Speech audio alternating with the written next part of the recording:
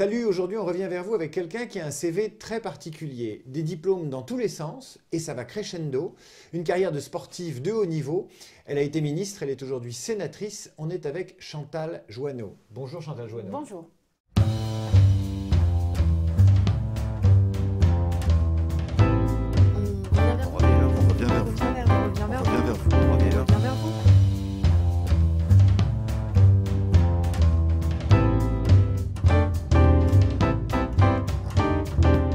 Chantal Joanneau, j'aimerais que vous me décriviez votre parcours scolaire à partir du bac universitaire, parce qu'il est il est particulier, avec les dates et voilà. Bon, j'ai eu mon bac Ric-et-Rac avec un avis très défavorable de mes enseignants, qui m'avaient dit que je ne ferais jamais rien de ma vie.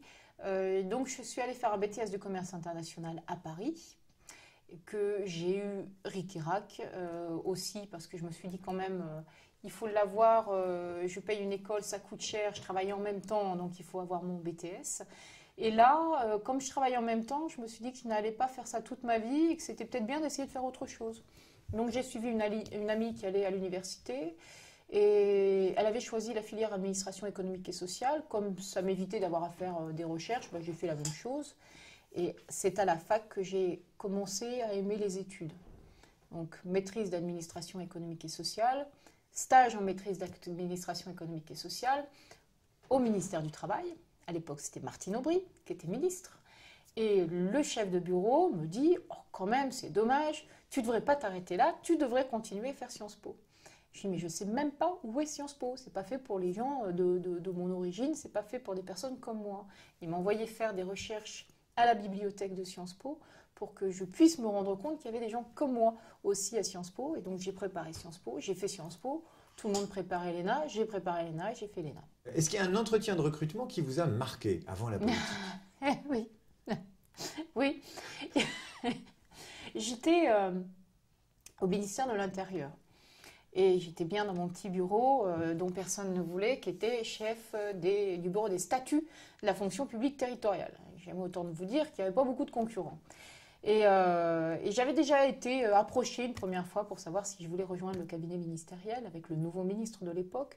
Et j'avais dit non. Qui était Nicolas Sarkozy. Et j'avais dit non, je ne veux pas travailler avec cet homme, c'est un politicien, je ne partage pas ses points de vue. Et donc, 2 mois se passent, on arrive au mois de juillet et je suis convoquée dans le bureau du directeur adjoint de cabinet qui me fait rentrer, qui me laisse debout et qui me dit « Vous avez une objection pour rejoindre le cabinet ?» Et je dis « Présentez comme ça, non. » Il me dit « Très bien, vous commencez demain, vous serez plume. » Donc ça, c'est un entretien d'embauche dont je me souviendrai toute ma vie. Quel est l'entretien qui vous a le plus déplu dans votre vie, qui vous a déstabilisé, voire humilié?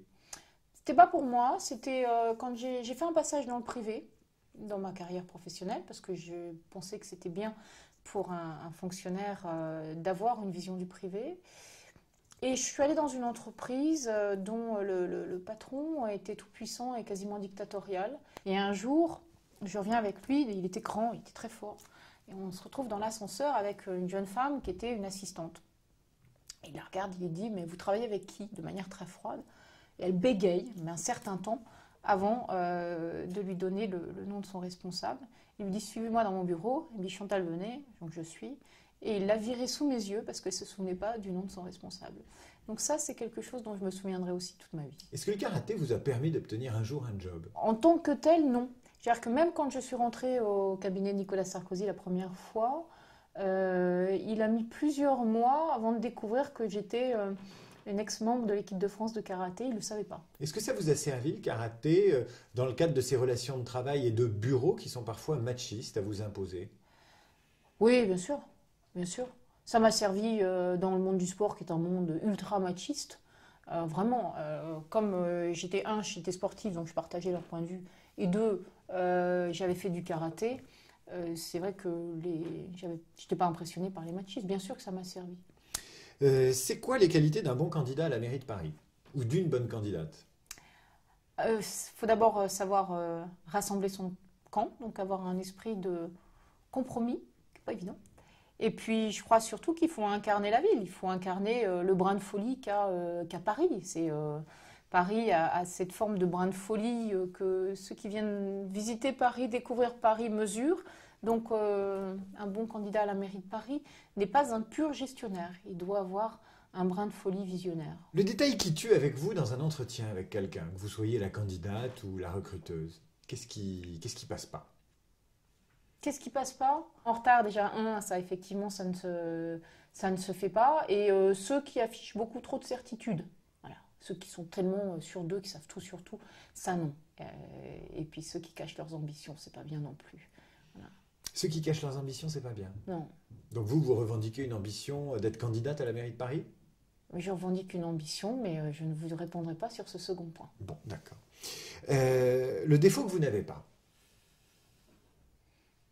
Défaut que je n'ai pas? Bah, défaut que je n'ai pas. J'en ai tellement que vous me posez... c'est bien difficile de vous répondre. Je ne suis pas très calculatrice. Quelle est la qualité professionnelle que vous aimeriez acquérir? Vous vous dites, il faut que je fasse des progrès dans tel ou tel domaine. Ma capacité de compromis. Ah bon? Oui. Ça vous manque? Oui. Vous avez un tic de langage? Je zozote un peu. D'accord. Genre? Bah, souvent, je m'en Un mêle. chasseur Oui, sachant? c'est très dur ça. Non, mais c'est pas sympathique. Cher Serge, vous voyez, par exemple, c'est très dur à dire. Mes chers concitoyens. Mes chers concitoyens. Non, mais j'ai Ouais. beaucoup travaillé. Ça vous a servi d'être jolie dans le travail? C'est très gentil, merci. Est-ce que... Mais oui, ça m'a servi et ça m'a desservi. Parce qu'il y a des études qui montrent que les beaux réussissent mieux, les belles réussissent Non, mieux. ça m'a servi et ça m'a desservi. C'est-à-dire que ça peut être un ressort pour jouer, pour établir un contact. Ça m'a desservi dans le sens où moi j'aimerais incarner une politique beaucoup plus intellectuelle qu'elle ne l'est aujourd'hui globalement. Et on ne peut pas considérer quelqu'un qui a, je ne vais pas dire que je suis d'être jolie, mais enfin quelqu'un qui a un visage agréable soit quelqu'un d'intellectuel. Une dernière question, qui est une question d'actualité. Delphine Batho, qui est ministre des Transports, de l'Écologie, annonce que l'objectif de 100 000 emplois verts d'ici 2013 est un objectif crédible. Qu'est-ce que vous en pensez? Et qu'est-ce que c'est qu'un emploi vert déjà? C'est largement possible et crédible. On avait fait faire une étude par Boston Consulting Group justement sur le potentiel de création d'emplois qui était à 550 000 sur le Grenelle. Donc c'est possible. Simplement, il faut savoir si ce sont des créations d'emplois nettes ou pas. Parce que dans le domaine des emplois verts, il y a beaucoup d'emplois qui vont basculer d'un secteur à un autre. Si vous êtes convaincu qu'il y a un gisement d'emplois verts, vers quel type de job vous conseillez aux gens qui vont regarder votre vidéo de postuler? Tout ce qui est globalement économie d'énergie dans le domaine du bâtiment, mais pas seulement d'ailleurs, dans le fonctionnement par exemple des centres commerciaux, dans le fonctionnement des systèmes informatiques. Là, il y a un énorme potentiel. Il y a une bonne partie énergie renouvelable. Les éoliennes, c'est quand même le secteur d'avenir, tout comme la biomasse. Et puis globalement, je pense qu'il y a un gros sujet, un gros secteur sur la consommation. Vraiment, l'évolution des modes de consommation est un énorme sujet. Merci Chantal Joanneau. Merci.